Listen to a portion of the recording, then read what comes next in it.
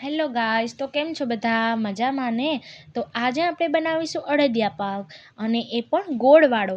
તો સૌપ્રથમ અડદિયા પાક બનાવવા માટે આપણે એક પેનમાં અડદનો લોટ લઈ અને તેમાં 2 ચમચી ઘી અને 2 ચમચી દૂધ લઈ અને તેને સારી રીતે ગરમ કરી અને અડદના લોટમાં આપણે ઉમેરી લઈશું, અને તેમાં સારી રીતે આપણે હાથેથી સરસ રીતે ગાથા ના રહે તેવી રીતે આપણે તેને સરસ રીતે તેમાં મિક્સ કરી નાખશું. અને જો આવી રીતે મિક્સ કરવાનું, અને સરસ રીતે મિક્સ થઈ જાય પછી તેને આપણે પ્રેશર આપી અને તેમાં જ રાખી લઈશું, અને રેસ્ટ તેને રાખી લઈશું. અને સાઈડમાં તેને રેસ્ટ આપવા આપણે રાખી લઈશું. ત્યારબાદ આપણે પછી તેમાં આપણે એક પેન લઈ અને તેમાં અડધો કપ ઘી લઈ ને તેને પેનમાં આપણે ઉમેરી લઈશું. ત્યારબાદ તેમાં ડ્રાયફ્રૂટ ઉમેરી તેને થોડી વાર માટે સાતરી લઈશું, અને ડ્રાયફ્રૂટ આપણા સાતરાઈ જાય પછી તે કાઢી દઈશું. અને ત્યારબાદ આપણે ગુંદ તળી લઈશું. તેમાં જ આપણે ગુંદ તળશું, અને ગુંદ પણ સારી રીતે તેમાં મિક્સ થાય અને તળાઈ જાય. અને જો હલાવવાનું છે ને તો સારી રીતે તેમાં મિક્સ પણ થઈ જશે. તો ગુંદ પણ એમાં સારી રીતે મિક્સ થઈ જાય પછી તેને આપણે કાઢી લઈશું, અને આપણે થોડા ડ્રાયફ્રૂટ્સ અને ગુંદને મિક્સચરમાં પીસી દઈશું. અને પીસી ત્યારબાદ અને તમે જોઈ શકો છો કે એવું સરસ રીતે તેમાં બંને મિક્સ થઈ ગયું છે. ત્યારબાદ આપણે તેમાં ગુંદ નાખી અને ગુંદને પણ આપણે સરસ રીતે પીસી નાખશું. અને તમે જોઈ શકો છો કેવી રીતે સરસ પીસાઈ પણ ગયું છે, અને થોડું સમારી પણ આપણે લીધું છે. હવે જે આપણે તેને રેસ્ટ આપ્યો હતો લોટને, તે લોટમાં આપણે હવે આ લોટને સારી રીતે આપણે અહીંયા આપણે હવાલાની મદદથી તેમાં હવે તેને આપણે ચાળી લઈશું, કેમ કે તેમાં ગાથા થઈ ગયા હતા. તે આપણે દૂધને બધું ઉમેર્યું હતું ને, ઘીને, એટલે તેણે સારી રીતે જો આપણે સરસ રીતે હવાલામાં ચાળી દીધું છે. હવે આપણે ત્યારબાદ 250 ગ્રામ ઘી એક પેનમાં લઈ અને 250 ગ્રામ અડદનો લોટ હતો તેને રેસ્ટ આપ્યો હતો એ લોટ લઈ અને ઘી સરસ રીતે ગરમ થાય ત્યાર પછી તેમાં એ લોટ ઉમેરી લેશું. અને એ લોટ ઉમેરી અને પછી તેને સરસ રીતે હલાવી રાખશું, અને તેને હલાવવું જ પડશે, કેમ કે નીચે ના ચોંટી જાય ને એ કારણે આપણે તેને હલાવવું પડશે.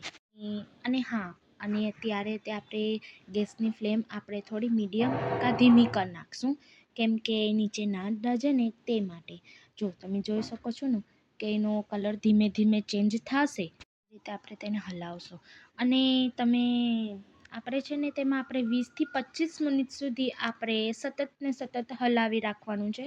અને તે થોડું આપણે કલર ચેન્જ લાગે ત્યાર પછી આપણે રાખીશું, અને તેના અંદાજે તેનું ધ્યાન રાખશું. અને 20થી 25 મિનિટ બાદ તેમાં આપણે 250 ગ્રામ જેટલો ગોળ લઈ અને એક પેનમાં આપણે તેને ઓગળાવી અને તેમાં ઉમેરી દઈશું. અને એ લોટમાં આપણે થોડા પાવડર પણ ઉમેરશું, અને એ પાવડર છે એલચી પાવડર, નાળિયેરનું છીણ, સૂંઠ પાવડર, નાળિયેરનું છીણ, અને આપણે તેમાં ગંઠોડા પાવડર પણ આપણે એડ કરશું. અને ત્યારબાદ બધા આપણે એડ થઈ જાય આપણે મસાલા, ત્યારબાદ આપણે હા, જો તમને વધારે સમય સુધી સ્ટોર કરવાનું હોય આપણે અડદિયા પાક, તો તમે તેમાં નાળિયેરનું છીણ ઉમેરોનીને તો ચાલશે. હવે આપણે સરસ રીતે ગોળની પાળી થઈ ગઈ છે, હવે તે પણ એમાં આપણે એડ કરી નાખશું. હવે એડ કર્યા બાદ સરસ રીતે તેમાં એને મિક્સ કરશું, તો સારી રીતે તેમાં ભળી જાય અને મિક્સ થઈ જાય. જો કલર એનો ચેન્જ થવા લાગ્યો છે ને, હવે તેને આપણે તેમાં જો બધું આ નાખીશું, આપણે થોડો માવો નાખીશું, અને ગોળ આ બધો એડ થઈ જાય ને, બસ હવે ગોળ એડ થઈ ગયો છે. હવે જો બબલ્સ આવવા લાગ્યા છે ને, કેમ કે આપણે ગોળની જેમ પાણી નાખીને તો એના માટે તે બબલ્સ આવે છે. હવે તેને આપણે સરસ રીતે ગરમ થવા જ લેશું, અને હલાવી જ રાખશું સતત ને સતત, ગોળ એમાં મિક્સ થઈ જાય. હવે એક પ્લેટ લઈ અને એક પ્લેટમાં આપણે ઘી લગાવશું, તેથી ના આપણે ચોટે નીચે અડદિયા પાક, તે માટે તેમાં આપણે સરસ રીતે આખી પ્લેટમાં ઘી લગાવી લઈશું. અને જો હવે થવા રેડી આવી જ ગયું છે. હવે તેમાં થોડાક ડ્રાયફ્રૂટને આપણે ટોપરાનું છીણ અને ઉમેરી અને જો બસ થઈ ગયું છે.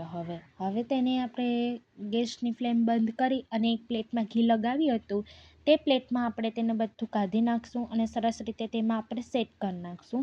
અને સેટ થયા બાદ તેમાં આપણે બધું એમાં નાખી અને વ્યવસ્થિત આપણે સેટ કરી દઈશું. અને સેટ થઈ ગઈ જાય પછી તે બાદ આપણે તેને માથેથી આપણે ડ્રાય ફ્રૂટ્સ અને ગુંદ અને બધું નાખી અને સરસ રીતે તેને ગાર્નિશ અને જો બહુ સરસ લાગી રહ્યો છે ને, અને એ પણ આપણું ખાંડ વગરનું અડદિયા પાક રેડી છે. તમને વિડીયો ગમ્યો હોય તો લાઈક કરજો, શેર કરજો એન્ડ સબસ્ક્રાઈબ કરજો. તો પાછા મળશું નવા વિડીયો સાથે. તો thanks for watching. Bye bye. અને ચાલો તમે પણ ખાવા આવી જાઓ.